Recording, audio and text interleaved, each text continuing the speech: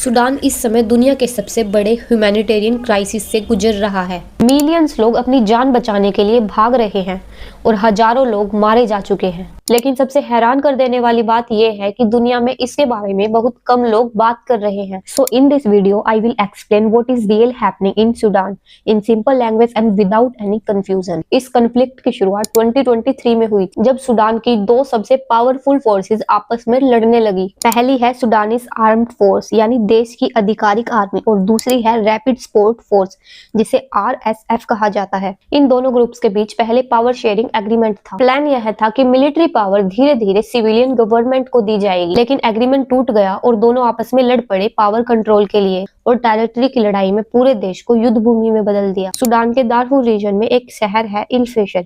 यह शहर बहुत इंपॉर्टेंट है क्योंकि यह आखिरी बड़ा शहर है जिसे RSF पूरी तरह से कंट्रोल नहीं कर पाई। इसी वजह से पिछले कुछ महीनों से RSF ने इल फेशर को चारों तरफ से घेर लिया है। सिटी में खाना पानी फ्यूल मेडिसिन ऑलमोस्ट खत्म हो चुके हैं। लोग सुरक्षित जगह पर नहीं जा पा रहे हैं क्योंकि बाहर हर जगह लड़ाई जारी है।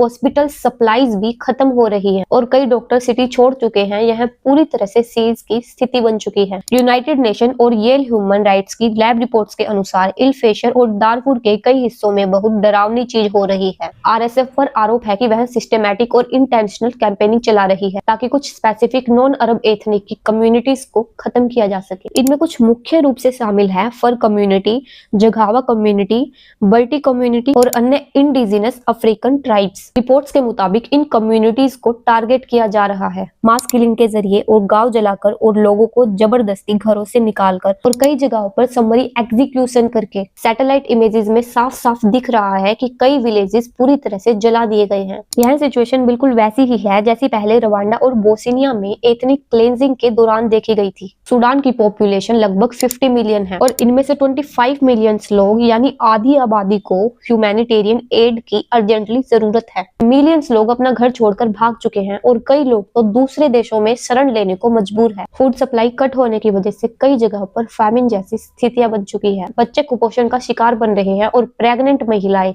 बिना मेडिकल केयर के हैं। कुएं और पानी के सोर्सेज भी नष्ट हो चुके हैं। ह्यूमैनिटेरियन एजेंसी वहां रीच भी नहीं कर पा रही है क्योंकि सड़कें बंद है, फाइटिंग चल रही है और एड ट्रक्स को भी लूट लिया जाता है। लेकिन सबसे बड़ा सवाल ये है कि जब इतना बड़ा क्राइसिस चल रहा है तो दुनिया चुप क्यों है? तो इसके मेन रीजन है, पहला ग्लोबल अटेंशन मिडिल ईस्ट और यूक्रेन जैसे कॉन्फ्लिक्ट्स में लगी हुई है। दूसरा वेस्टर्न कंट्रीज का सूडान में इकोनॉमिक और स्ट्रेटेजिक इंटरेस्ट बहुत कम है। तीसरा इंटरनेशनल डिप्लोमेसी बार बार फेल हो रही है। एंड द लास्ट, कुछ पावरफुल देशों पर आरोप है कि वो इनडायरेक्टली RSF या आर्मी दोनों में से किसी न किसी ग्रुप को सपोर्ट कर रहे हैं।